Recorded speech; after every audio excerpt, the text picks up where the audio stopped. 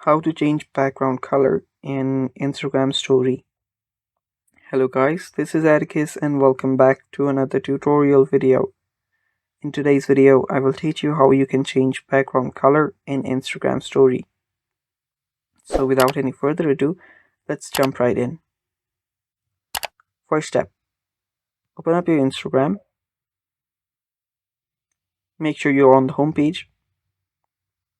Tap on the plus icon to create a story. After you've done that, if you've already taken a picture, to change the background color, simply head over to the edit option, tap on the draw icon. From your selected color, and if you keep on pressing on the background with that color, the color will be added to your entire story, and that's how you can change the background color. There we go. After you are done with that, you can then make the edits. There is also another way. Let's discard this.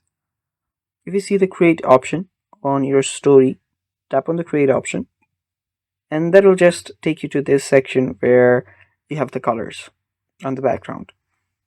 If you tap on the bottom right corner, you can then switch between multiple colors as well. And that's how you can change background color in Instagram story. Thanks for watching. Stay tuned for more, and bye bye.